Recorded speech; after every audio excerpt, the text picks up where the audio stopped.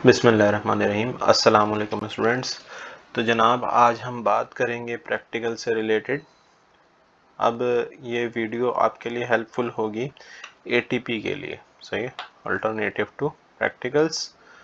अच्छा जनाब, आज जो टॉपिक हम कर रहे हैं वो आपकी नेशनल बुक फाउंडेशन की जो किताब है उसके अंदर मौजूद है और ये चीज़ आपको मिल जाएगी पेज नंबर 77 पे, सही। अच्छा जनाब,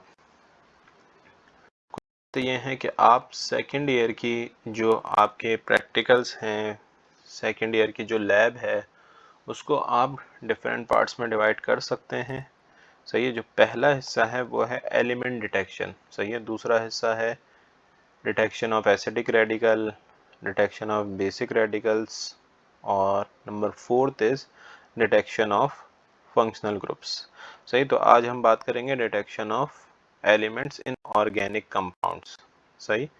तो ये नेशनल बुक फाउंडेशन में आपको मिल जाएगा। अच्छा, अब मैं आपको साथ साथ एक ये बात भी बता दूं कि अगर आपके पास बिल फर्ज हार्ड कॉपी मौजूद नहीं है, बुक आपने परचेज नहीं की है, तो आप आसानी से इसको ऑनलाइन भी हासिल कर सकते हैं। देखें, आप जाएंगे FBISE लिखेंगे, गूगल पे लिखिए तो ये आपको बता देगा फेडरल बोर्ड की, federal board of intermediate and secondary education. उसमें फिर आप देखें नीचे दिया हुआ होगा सिलेबस और स्लैश लिखे क्वेश्चन पेपर।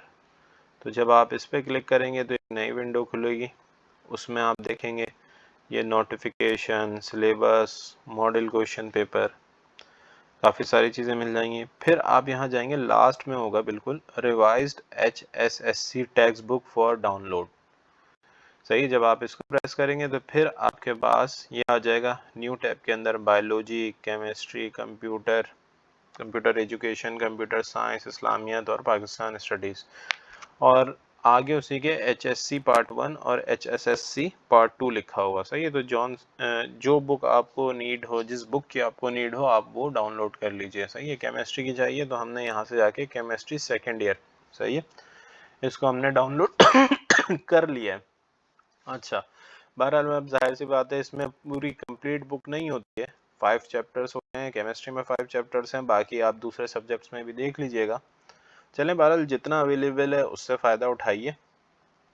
अच्छा जनाब, अब देखिए एक बात कि तमाम ऑर्गेनिक कंपाउंड्स के अंदर आपको मालूम है कार्बन तो हो गई, सही है, और हाइड्रोजन भी होगा, सही। अब हाइड्रोजन और कार्बन के अलावा भी कुछ एलिमेंट्स मौजूद हो सकते हैं या मौजूद होते हैं। तो असल में डिटेक्शन ऑफ एलिमेंट में या एलिमेंट डिटेक्शन में आपने यही मालूम करना है कि कार्बन और हाइड्रोजन के अलावा क्या मौजूद है, बिलफर्ज नाइट्रोजन, सल्फर, हेलोजन, और चीज़ें भी होंगी, ऑक्सीजन, फॉस्फोरस और दूसरे मेटल्स। अच्छा, अब इसके अंदर बात यह है कि ऑर्गेनिक कंपाउंड के अंदर कार्बन और हाइड्रोजन को भी हम डिटेक्ट कर सकते हैं, सही है। वो कैसे डिटेक्ट कर सकते हैं उसका मेथड देख लीजिए कि आप क्या करेंगे, कॉपर ऑक्साइड लेंगे, सही है, ग्लास ट्यूब के अंदर। अब जब आप इसको हीट करेंगे तो क्या फॉर्म हो जाएगा, आपके पास कार्बन डाइऑक्साइड फॉर्म होगा और कॉपर मेटल की फॉर्मेशन हो जाएगी, सही है। अब इस कार्बन डाइऑक्साइड को हम लाइम वाटर में से पास करेंगे, सही है। लाइम वाटर मतलब कैल्शियम हाइड्रोक्साइड। जब उसमें से पास करेंगे तो हमारे पास वाइट प्रेसिपिटेट्स फॉर्म हो जाएंगे।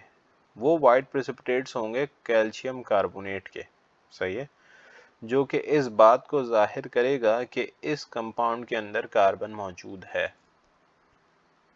सही। अब इसी तरीके कार से आपने डिटेक्ट करना है हाइड्रोजन को, तो उसके लिए भी हम क्या करेंगे, कॉपर ऑक्साइड लेंगे, CuO। जब वो हाइड्रोजन से रिएक्ट करेगा तो कॉपर मेटल की फॉर्मेशन होगी और वाटर फॉर्म होगा, सही है। अब देखें, वाटर फॉर्म हो तो गया, पर अब हमें डिटेक्ट करने के लिए कि वाकई वाटर प्रोड्यूस हुआ या नहीं, तो हम क्या करेंगे, जो कॉपर सल्फेट है एनहाइड्रस, एनहाइड्रस मतलब इसमें में वाटर ऑफ क्रिस्टलाइजेशन मौजूद नहीं है, ये वाइट कलर का होगा, सही है। जब हम इसमें से, इस सोल्यूशन में से जहाँ वाटर प्रोड्यूस हुआ है, कॉपर सल्फेट को पास करेंगे, कॉपर सल्फेट डालेंगे, तो क्या होगा, ये ब्लू कलर में कन्वर्ट हो जाएगा। इसका मतलब क्या हो गया कि ये पहले अनहाइड्रस था, अब हाइड्रेटेड हो गया है, तो इसका कलर ब्लू हो जाएगा। सही है। तो कलर चेंज की मदद से हम गैस कर लेंगे कि क्या प्रोसेस हुआ है यहाँ पर। सही। अच्छा जनाब, ये तो बातें हो गई। अब जब लैब में हम परफॉर्म कर रहे होंगे तो लैब में बेटा हम ये नहीं देखेंगे कि कार्बन है या नहीं है, हाइड्रोजन है या नहीं है। आपको जो कंपाउंड दिया जाएगा वो ऑर्गेनिक कंपाउंड ही होगा। इसका मतलब उसके अंदर कार्बन और हाइड्रोजन तो होगा ही। तो हम डिटेक्शन करेंगे नहीं कार्बन और हाइड्रोजन की, बस ये आपको एक समझ लीजिए एक नॉलेज हो जाएगी आपको कि कार्बन और हाइड्रोजन को भी पहले डिटेक्ट किया गया है। सही है। तो ये प्रोसेसेस या ये डिटेक्शन तो आपको करके दी जाएगी। अब आपने डिटेक्ट करना होगा नाइट्रोजन, सल्फर एंड हैलोजेंस। सही है। आपको बताया था इसके अलावा दूसरी चीजें भी होंगी, ऑक्सीजन हो सकता है, फास्फोरस हो सकता है और दूसरे मेटल्स हो सकते हैं, और इसके अलावा भी कोई दूसरे एलिमेंट्स मौजूद होंगे या हो सकते हैं, मगर हमें उनकी डिटेक्शन नहीं करनी हम। सही है। हम रहेंगे इन तीन चीजों के ऊपर, नाइट्रोजन, सल्फर एंड हैलोजेंस। इन तीन चीजों को हम डिस्कस करेंगे। अच्छा, अब इस सिलसिले में हम सबसे पहले प्रिपेयर करते हैं एक सोल्यूशन जिसको हम लसाइन सोल्यूशन कहते हैं या उसको हम सोडियम एक्सट्रैक्ट कहते हैं। बहुत आसान तरीका है बेटा इसको प्रिपेयर करने का। आपने क्या लेना है, आपने लेना है एक फ्यूजन ट्यूब। तो ये एक फ्यूजन ट्यूब लेंगे, उसके अंदर आप डालेंगे सोडियम मेटल। तो ये सोडियम मेटल आपको पता है हाईली रिएक्टिव है, तो हम इसको एक पोलर सॉल्वेंट के अंदर, एक इनर्ट सॉल्वेंट के अंदर डिप करके रखेंगे। सही है। तो उसमें से हम निकालेंगे, नाइफ के थ्रू हम उसको कट कर सकते हैं, तो वो हमने सोडियम मेटल डाल दिया। सही है। सोडियम मेटल डालने के बाद हम इसको थोड़ा फ्लेम प्रोवाइड करेंगे, थोड़ा हीट करेंगे। हीट करने के बाद हम इसके अंदर ऐड कर देंगे, क्या जनाब, हम इसके अंदर ऐड कर देंगे ऑर्गेनिक कंपाउंड जिसके अंदर हमने डिटेक्शन करनी है।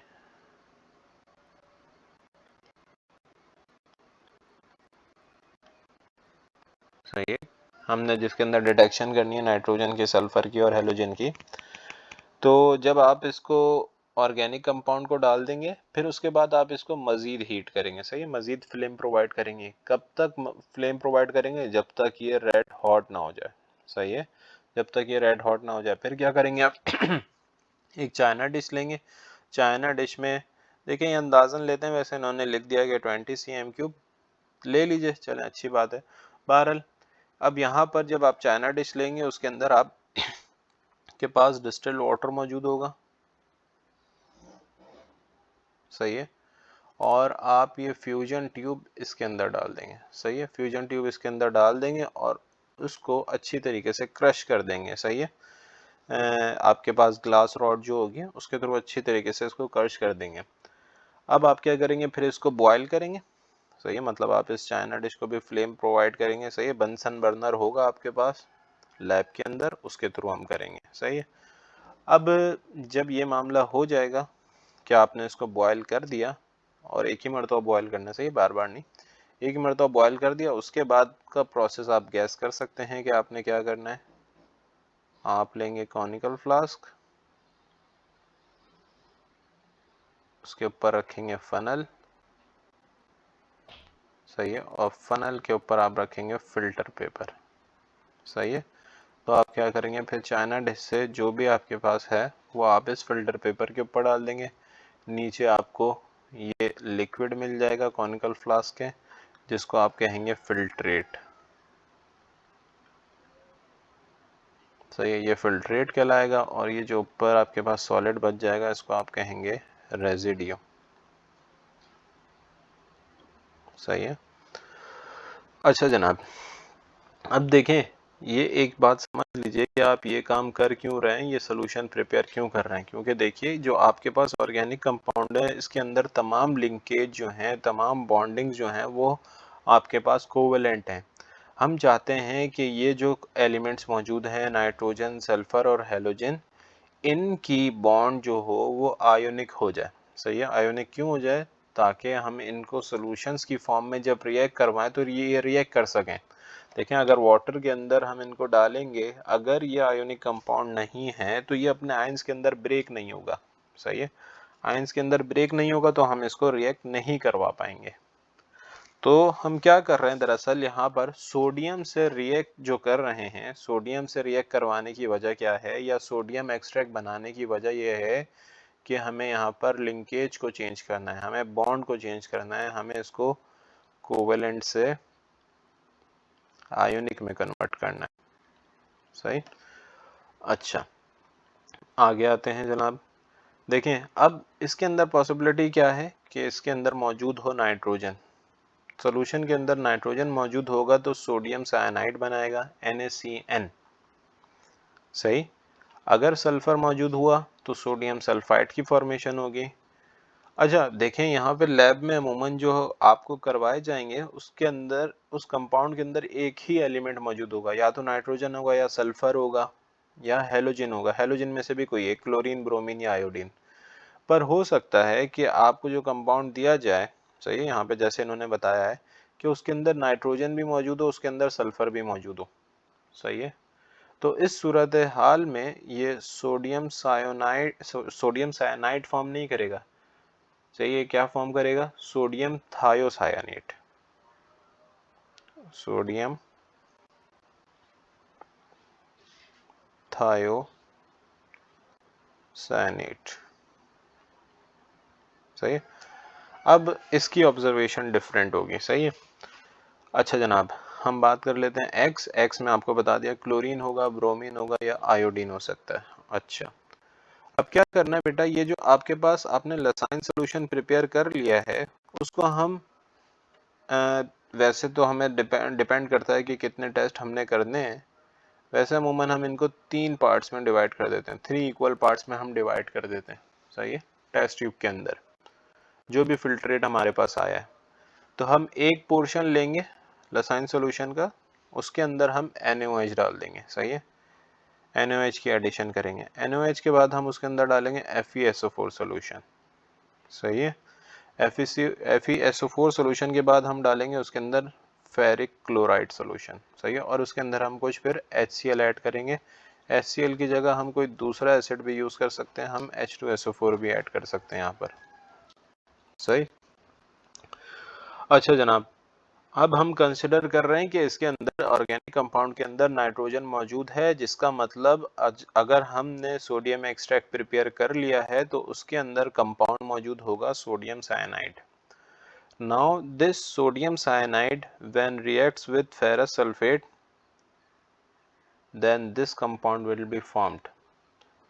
सही है, इसको क्या कहेंगे आप? इसको कहेंगे सोडियम फेरोसाइनाइड। सही है, और उसके साथ साथ सोडियम सल्फेट फॉर्म होगा।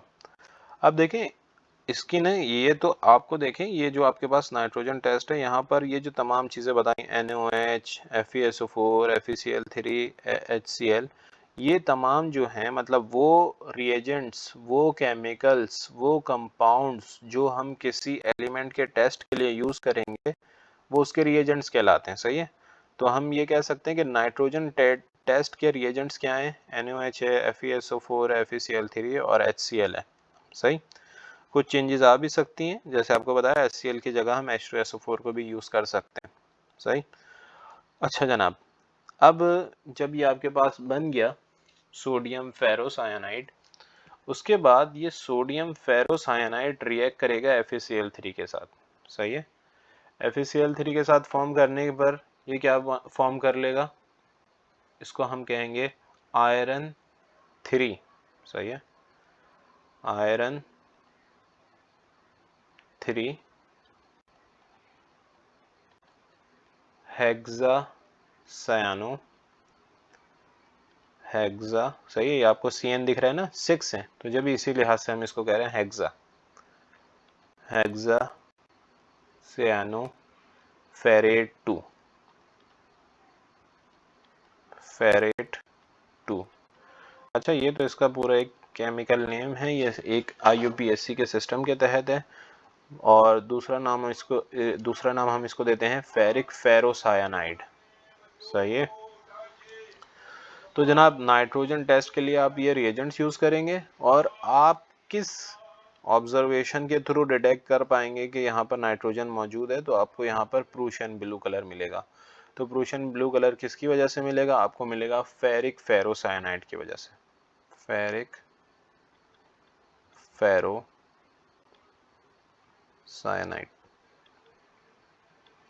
या फिर जिसको हम कहेंगे आयरन 3 हेक्सासायनोफेरेट 2। सही है। तो ये बात हो गई इसकी। अब यहाँ पर देखें ये क्या कह रहा है कि हो सकता है आपको ब्लड रेड कलर भी मिले ऑब्जर्वेशन में। सही है। प्रूशियन ब्लू की जगह आपको ब्लड रेड कलर भी मिल सकता है। सही है। आप ऑब्जर्व करेंगे कि ब्लड रेड कलर की फॉर्मेशन हो रही है। तो अब ये क्या प्रूफ कर रहा है? ये बात ये प्रूफ कर रही है कि भाई इसमें सिर्फ नाइट्रोजन नहीं है, इसके अंदर सल्फर भी मौजूद है। सही है। और ऊपर हमने देखा है कि अगर नाइट्रोजन के साथ साथ सल्फर भी मौजूद हुआ तो सोडियम थायोसाइनेट की फॉर्मेशन होगी, NaSCN।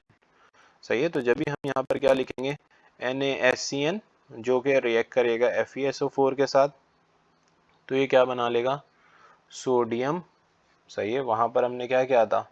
सोडियम सोडियम ये तो हो गया आपके पास सोडियम थायोसायनेट। सही। ऊपर अभी हमने देखा इसका नेम जो है। अच्छा, अब यहाँ पर ऊपर देखें बिल्कुल इसी जैसा कंपाउंड बना ही है, ज्यादा फर्क नहीं है। देखें Na4 FeCN6, सोडियम फेरोसायनाइड था ये। सही है। ये हो जाएगा सोडियम फेरोथायोसायनेट। सही है। थायो क्यों? क्योंकि इसमें जो सल्फर आ रहा है, सल्फर के लिए अमूमन हम वर्ड थायो यूज करते हैं। सही। तो ये फॉर्म होगा। उसके बाद जब ये FeCl3 से रिएक्ट करेगा तो ये क्या करेगा? Fe4 FeCnS6। सही है। यहाँ पे जो ब्रैकेट्स है, ब्रैकेट्स के बाहर सबस्क्रिप्ट में 6 लिखा हुआ है और यहाँ पर 3 लिखा हुआ है। मतलब देखें, जैसे आपने देखा था प्रूशियन ब्लू कलर आ रहा था, प्रूशियन ब्लू कलर आ रहा था फेरिक फेरोसायनाइड की वजह से, जिसको आप कह रहे थे आयरन 3 हेक्सासायनोफेरेट 2। तो देखें यहाँ पर भी ये बिल्कुल एज इट इज ही है। इसको हम कहेंगे आयरन 3 हेक्साथायोसायनेट। सही है। अब यहाँ पर ये जो Cn है, Cn की जगह CnS है, बाकी तमाम चीजें वही हैं। सही। तो अब इसकी वजह से, इस कंपाउंड की वजह से ब्लड रेड कलर आ जाएगा। सही। चलें हम बात करते हैं सल्फर टेस्ट की। अब दूसरा पोर्शन जो हमने दूसरी डिवीजन की है, दूसरी टेस्ट ट्यूब के अंदर वही लसाइन सोल्यूशन लिया है जो हमने पहले प्रिपेयर कर लिया था। उसके अंदर हम एसिटिक एसिड डालेंगे और एसिटिक एसिड डालने के बाद हमने क्या करना है भाई, हम उसके अंदर डालेंगे लेड एसीटेट। सही। उसके अंदर हम डालेंगे लेड एसीटेट। अब इससे हमें उसकी सल्फर की प्रेजेंस का पता चलेगा। देखें क्या होगा कि अगर सल्फर मौजूद हुआ तो इसका मतलब है सोडियम सल्फाइड फॉर्म हो चुका है। सोडियम सल्फाइड जब एसिटिक एसिड से रिएक्ट करेगा तो उसकी वजह से H2S गैस की फॉर्मेशन होगी, हाइड्रोजन सल्फाइड की, और आपके पास सोडियम एसीटेट बनेगा। अब जब ये हाइड्रोजन सल्फाइड रिएक्ट करेगा लेड एसीटेट के साथ, सही है, PbCH3COO टेकिंग ट्वाइस, तो ये बना लेगा लेड सल्फाइड। सही है। मतलब डिस्प्लेसमेंट रिएक्शन हो जाएगा। आप देख सकते हैं कि ये लेड कंबाइन हो जाएगा सल्फर के साथ। सही है। तो यहाँ पर इस कंपाउंड की वजह से ब्लैक प्रेसिपिटेट्स फॉर्म हो जाएंगे और यहाँ पर फिर आप इन्फर करेंगे कि यहाँ पर सल्फर मौजूद है। सही है। अच्छा देखें, अब इसके अंदर एक बात हो सकती है कि आप इस रिएक्शन को डायरेक्ट भी लिख सकते हैं। सही है। डायरेक्ट कैसे? कि आपने लिखा Na2S और आपने लिख दिया लेड एसीटेट और फिर आपने ये प्रोडक्ट शो कर दिए। सही है। तो इस रिएक्शन को हम डायरेक्ट भी लिख सकते हैं, Na2S plus CH3COO taking twice Pb, और आपको प्रोडक्ट क्या मिलेगा? PbS plus 2 CH3। सही। यहाँ पे 2 लगेगा लेड एसीटेट के साथ। नहीं, बल्कि नहीं लगाएं, ऐसा करें भारत। देख लीजिएगा, बैलेंसिंग का इतना इशू नहीं है, बस ये कि आपको पता हो रिएक्टेंट्स क्या हैं, प्रोडक्ट्स क्या हैं। तो बताने का मकसद ये है कि देखें, आपने इससे घबराना नहीं है कि ये अगर सल्फर टेस्ट में 2 इक्वेशंस लिखें आप या एक लिखें, बात एक ही होगी। सही है। वैसे ज़्यादा बेहतर ये है कि हम एक एक स्टेप में बताएं कि पहले क्या प्रोड्यूस हुआ है, फिर उसके बाद क्या प्रोड्यूस्ड हुआ है। सही है। अब यहाँ पर इसमें असल में दरअसल हमने क्या किया, देखें हमने 2 रिएक्शंस ऐड कर लिया। हमने बोला H2S, तो यहाँ भी H2S बस कैंसिल आउट कर दिया हमने इसके अंदर से। सही है। और ये हमारे पास एक साइड प्रोडक्ट है सोडियम एसीटेट, इससे हमारे पास कोई पीपीटी फॉर्म नहीं होगी, तो जब इसको भी हम इग्नोर कर सकते हैं। बहरहाल मेन आपको देखें चीज़ें पता होना चाहिए कि आपको जो डिटेक्शन हो रही है किसी भी एलिमेंट की, वो किस कंपाउंड की बुनियाद पर हो रही है। मतलब ये प्रूशियन ब्लू कलर किसकी वजह से आ रहा है, ब्लड रेड कलर किसकी वजह से आ रहा है, या ब्लैक प्रिसिपिटेट्स किसकी वजह से फॉर्म हो रहे हैं। सही। अच्छा जनाब, अब आते हैं हेलोजन टेस्ट की तरफ। हेलोजन टेस्ट में आपके पास देखें, आपके पास 3 हो सकते हैं, 3 एलिमेंट हो सकते हैं, क्लोरीन, ब्रोमीन और आयोडीन। तो आपने इसके लिए करना क्या है, आप इसके अंदर डालेंगे जनाब, क्या लिखा, a third portion of लसाइन solution is boiled with nitric acid. आपने इसके अंदर डालना है नाइट्रिक एसिड। सही। और फिर इसके अंदर आपने डाल देना है क्या जनाब, आपने इसके अंदर डाल देना है silver nitrate. Silver nitrate solution add कर देना है। सही है। सबसे पहले आप नाइट्रिक एसिड डालेंगे। अब देखें यहाँ पर क्या है कि NaX मतलब सोडियम हैलाइड की फॉर्मेशन हो चुकी होगी लसाइन सॉल्यूशंस के अंदर, लसाइन सॉल्यूशन के अंदर। अब ये जो हैलाइड है ये कोई सा भी है, क्लोरीन है, ब्रोमीन है, आयोडीन है। अब देखें इन केस ऑफ क्लोरीन ये सिल्वर नाइट्रेट से रिएक्ट करता है तो सिल्वर क्लोराइड फॉर्म करेगा, जिसकी वजह से वाइट प्रेसिपिटेट्स बनेंगे। तो आप यहाँ पर डिटेक्शन बताएंगे कि क्लोरीन एलिमेंट मौजूद है। इसी तरीके कार से अगर ब्रोमीन मौजूद हुआ तो पेल येलो पीपीटी मिलेगी। सही है। और एट द एंड अगर यहाँ पर आपको आयोडीन है मौजूद तो सोडियम आयोडाइड की फॉर्मेशन होगी और सिल्वर आयोडाइड बनेगा, जो कि डीप येलो कलर के प्रेसिपिटेट्स होंगे, जिससे आप गैस कर लेंगे कि यहाँ पर कौन सा एलिमेंट मौजूद है। सही। तो उम्मीद है कि यहाँ तक की बातें समझ में आई होंगी। और सबसे अहम बात यह कि बेटा आप पेज नंबर नोट कर लीजिएगा। वीडियो देख लें अच्छी बात है, पर उसके साथ साथ बुक को भी आपको पढ़ना चाहिए। तो page number 77, 78, 79। Now this will cover इंशाल्लाह योर ATP। ओके स्टूडेंट्स, अल्लाह हाफिज़।